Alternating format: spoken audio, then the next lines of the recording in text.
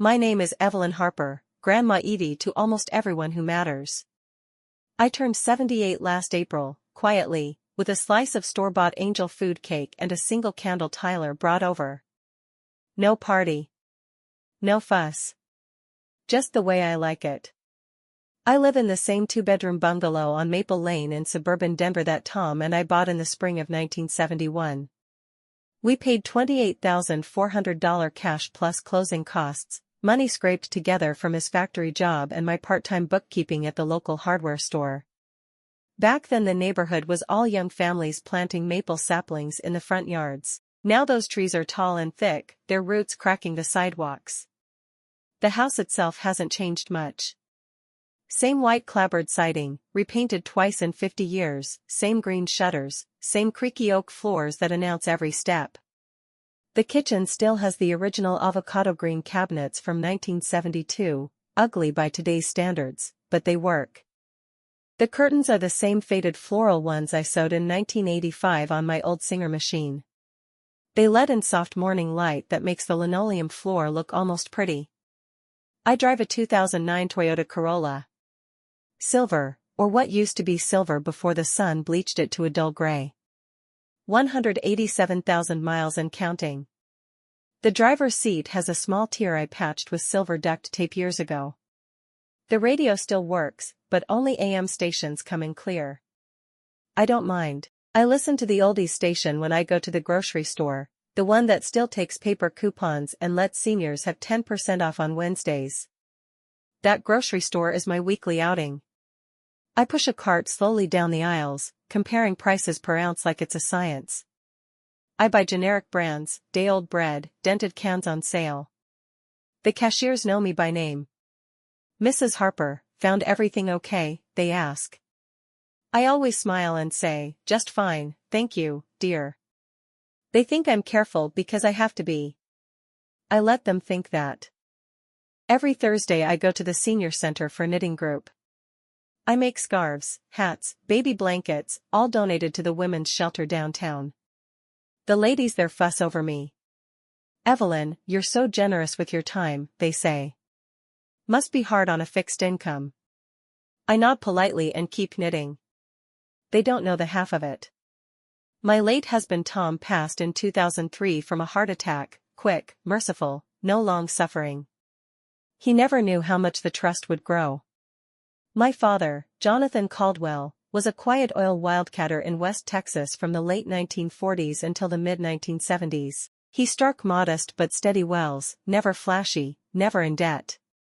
When he died in 1982 of lung cancer, too many unfiltered camels, he left everything in an irrevocable family trust managed by a conservative firm in Dallas.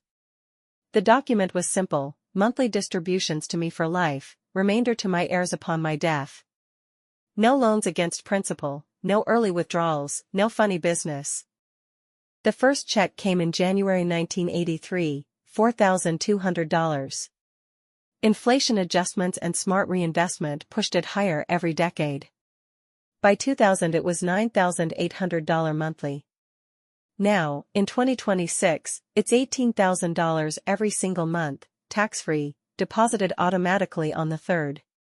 The principal sits at $14,287,412, last quarterly statement I bothered to open. I've never touched the capital. Not once. The monthly amount goes into a plain savings account under my name at the local credit union. I live on Tom's pension, $1,400, and Social Security, $1,420, total $2,820 before taxes. That covers the property taxes, utilities, groceries, and the occasional new pair of reading glasses. Why? Because I watched what sudden money did to people. Cousins who inherited oil leases in the 1980s, new cars, boats, divorces, bankruptcies. Friends who won small lotteries, same story. Money shouts. It changes how people look at you. It changes how you look at people. I didn't want that for Tyler. Tyler is my only grandchild, son of my daughter Laura, who passed in 2012 from breast cancer, and her ex-husband Mark, who disappeared after the funeral. Tyler is 32 now. Tall, gentle eyes like his mother, works as a senior software engineer at a mid-sized tech firm downtown. He met Carla 3 years ago at a charity 5K. Carla teaches 10th grade English at a public high school. She's kind, patient, laughs at Tyler's terrible puns. I like her very much. But her parents? Patricia and Gordon Whitaker. They live in Cherry Hills Village, big house, big cars, big opinions. Patricia is 62, former real estate agent, now lifestyle consultant, whatever that means. Gordon is 65, semi-retired commercial developer. They talk in numbers, square footage, annual appreciation, club dues, private school tuition for their other daughter's kids.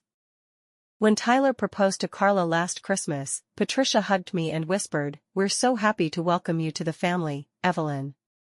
We know things have been tight since Laura passed. Don't worry, we'll make sure everyone's comfortable." Comfortable. That word stuck in my throat like dry toast. Last month Carla called me on a Tuesday evening. I was knitting a blue baby blanket for the shelter. "Grandma Evie," she said, voice bright but nervous, "my parents want to host an official engagement dinner. Just immediate family. They booked Lucille Rooftop, you know, the one with the view of the mountains. It's very nice. They really want you there." I paused my knitting. "That's sweet, dear. When?"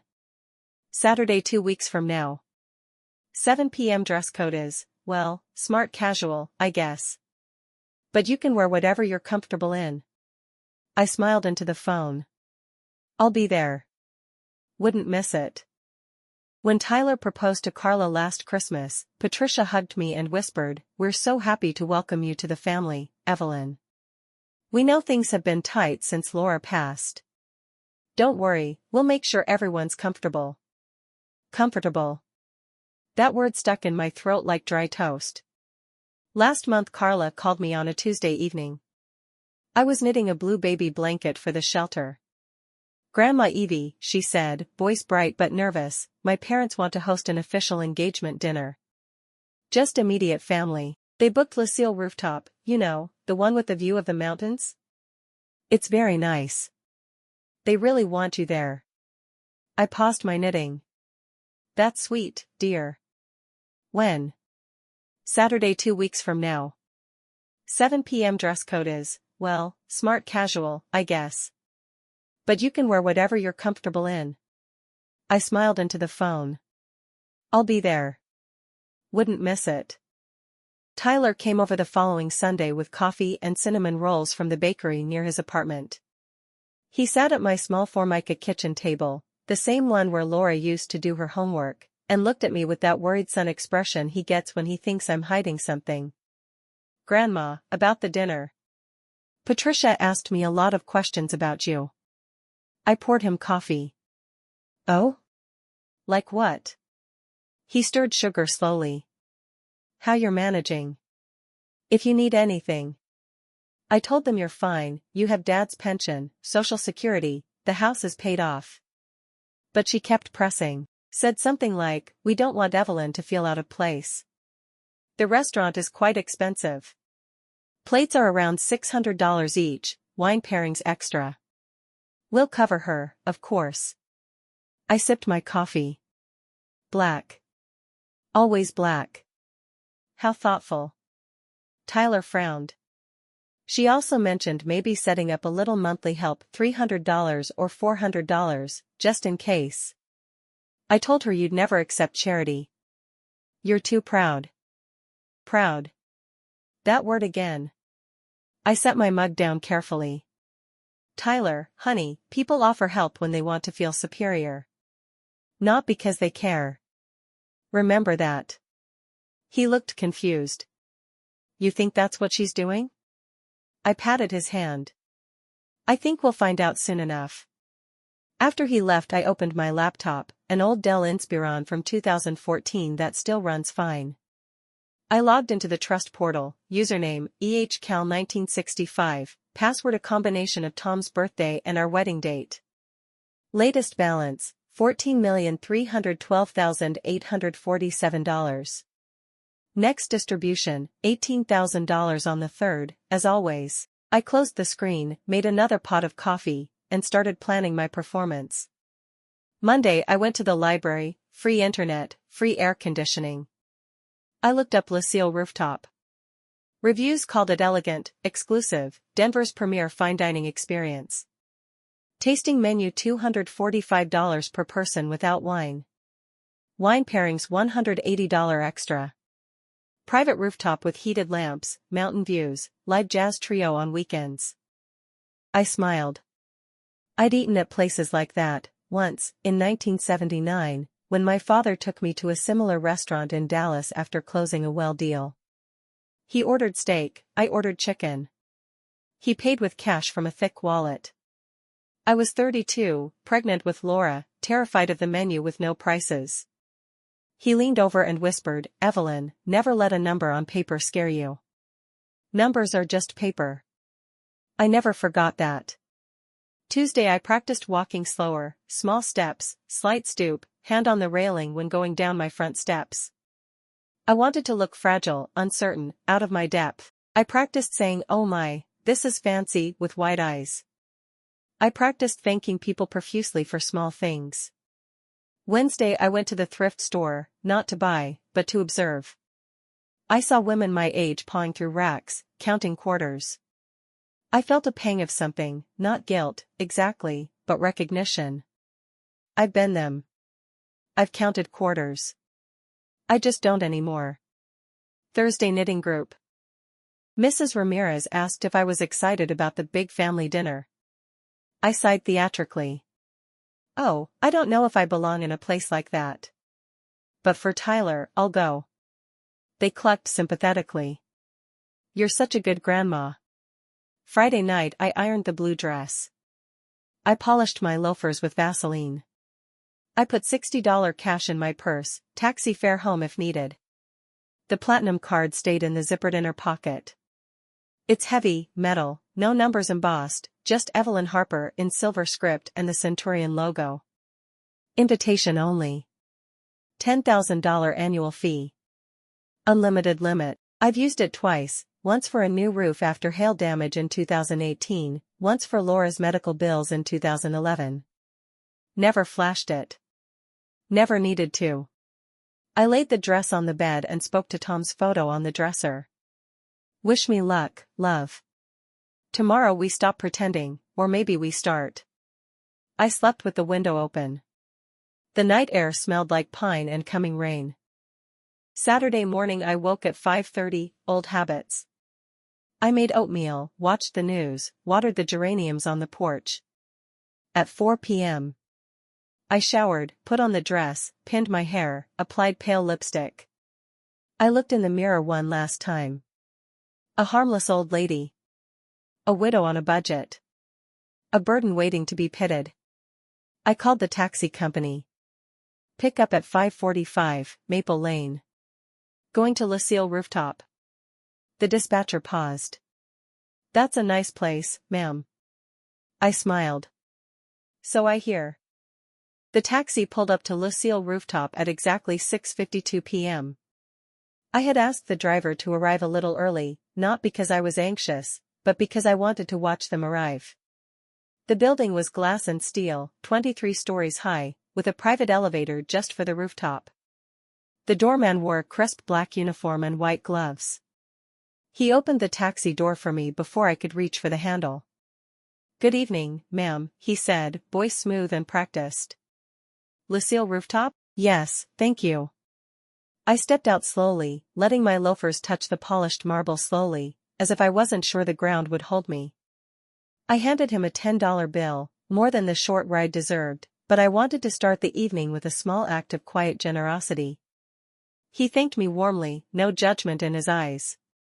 I liked him instantly. Inside the lobby, the air was cool and scented with something expensive, bergamot and cedar, probably. A young woman at the podium smiled politely. "Reservation under Whitaker, please," I said softly. She checked her tablet. "Of course, Mrs. Harper. The Whitaker party is already seated. Elevator to the right, it goes straight up." I nodded thanks and shuffled toward the elevator. My heart wasn't racing, it was steady. I'd faced boardrooms in the 1980s when my father dragged me along to meetings. This was nothing compared to oilmen in Stetsons deciding million-dollar leases over steak and bourbon. The elevator doors opened to soft jazz, piano and double bass, live, not recorded. The rooftop was stunning, open sky, city lights spreading below like scattered diamonds, the Rockies' dark silhouettes in the distance. Heat lamps glowed softly. Tables were spaced generously, each with crisp white linens, heavy silverware, and a single orchid in a slim vase. Tyler saw me first. He stood up quickly, almost knocking over his water glass. "Grandma." He came over, hugged me gently. "You look nice." I patted his cheek. Patricia laughed lightly. "Oh, it's one of our favorites. The view alone is worth it. Sit, sit." They had placed me between Carla and Tyler, safe territory, away from the power seats.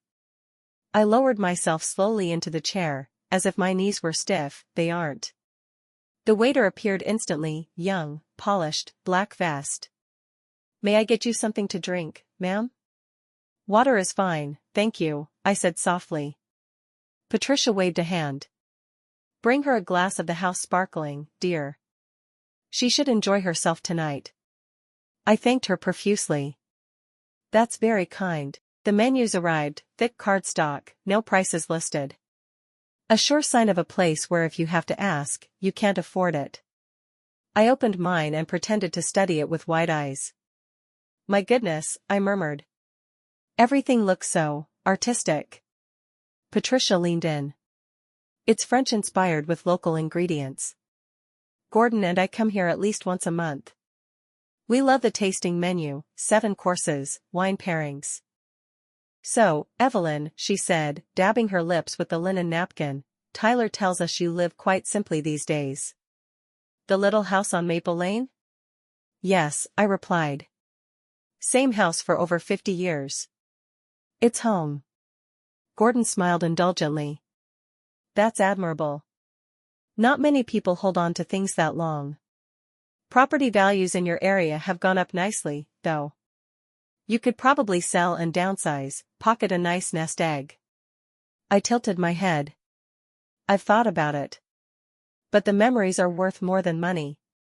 Patricia nodded sympathetically. "Of course. And with Social Security and, what was it, a small pension? It must be tight sometimes." "We understand completely." I looked down at my plate. "We manage." Carla changed the subject quickly. "Mom, tell them about the Aspen trip." Patricia lit up. "Oh, yes.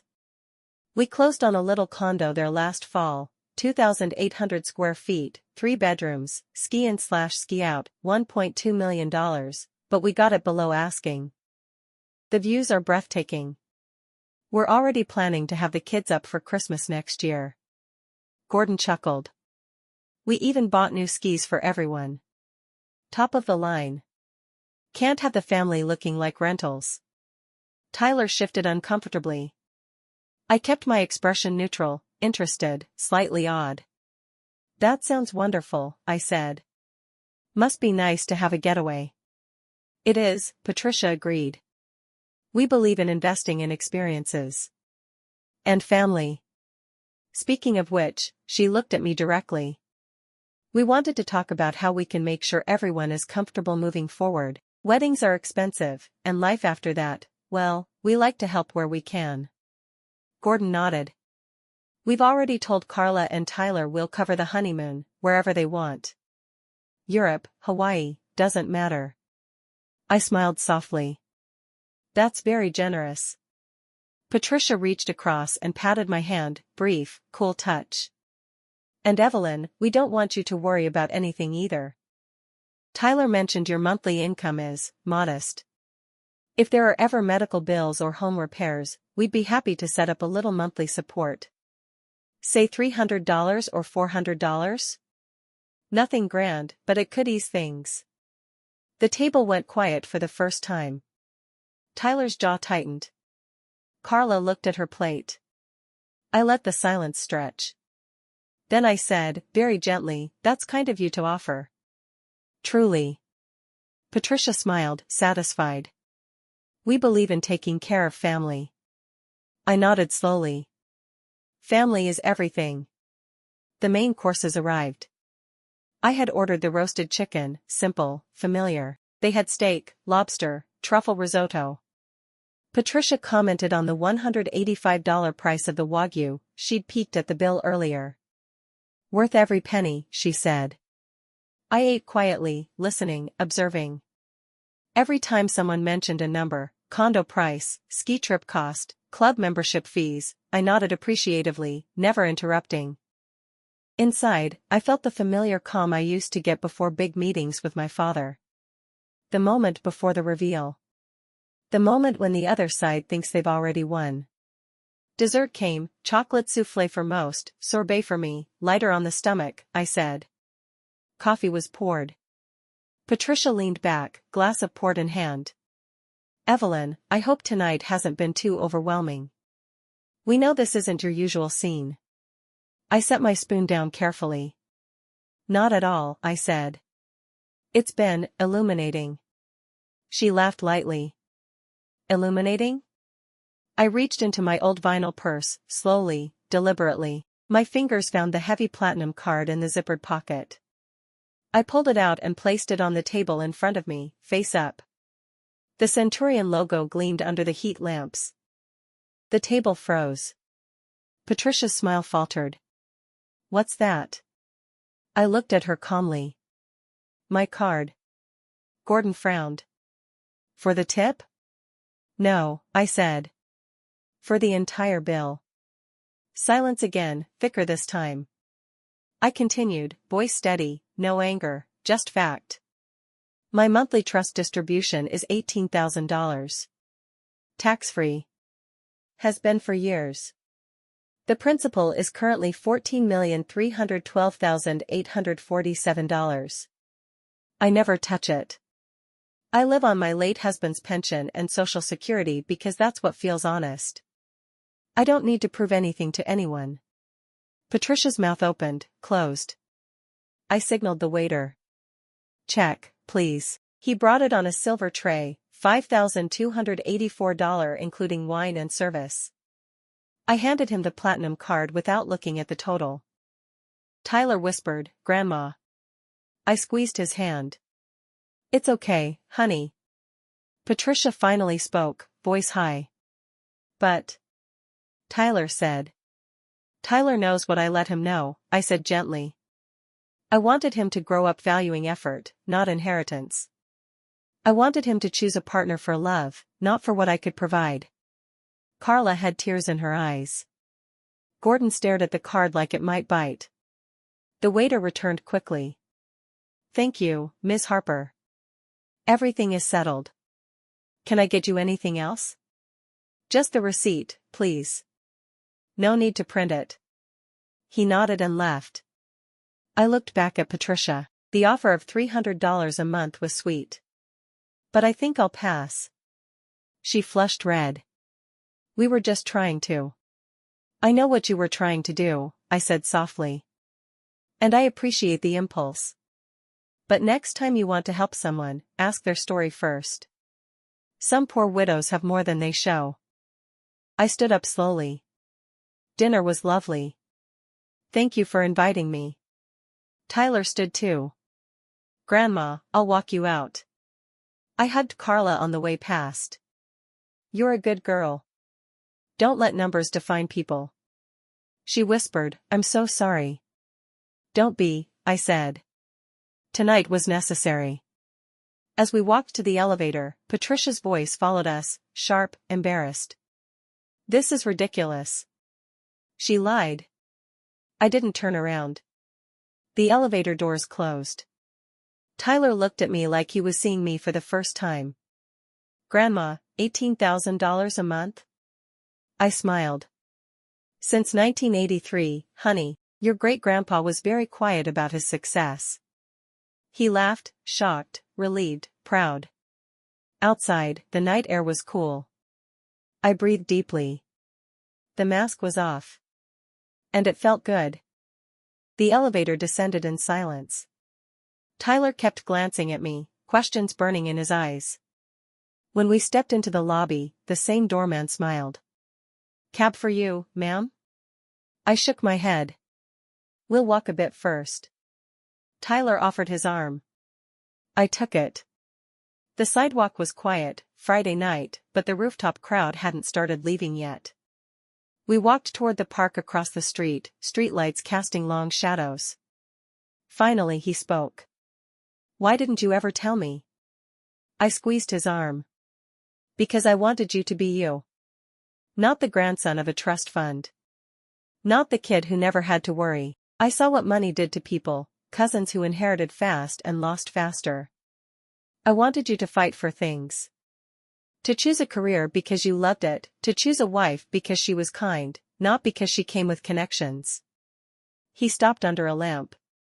"But all those times I sent you $200, the times I worried about your heating bill." I chuckled. "I put every check in a savings account for your future children. It's up to about $38,000 now." His eyes widened. "Grandma." "Don't," I said. "It was never about the money. It was about teaching you that family isn't measured in dollars."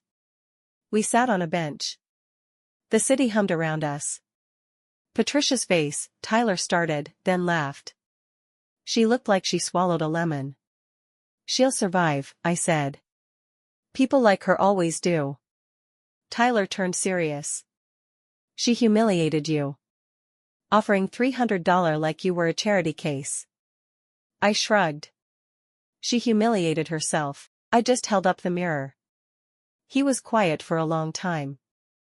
"I feel stupid. I should have known something was different. You never complained. Never asked for help. You always said we manage. You were supposed to see a strong woman," I told him. "Not a rich one." He put his head in his hands. "I love you, Grandma.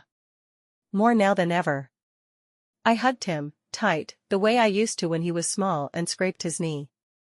We walked back to the curb. Tyler called an Uber for me. When it arrived, he hugged me again. "Call me tomorrow?" he asked. "Always," I said. The ride home was quiet. The driver, older man, probably retired, asked how my evening was. "Eventful," I said. He laughed. "That's one word for it." When I got home, the house felt the same, small, warm, mine. I kicked off my loafers, hung the blue dress on the same hanger it had lived on for 28 years, and made tea. My phone buzzed. Text from Carla. "Grandma Evie, I'm so sorry. I had no idea my parents would act like that. I'm ashamed. Can we talk soon?" I typed back, "Yes, dear.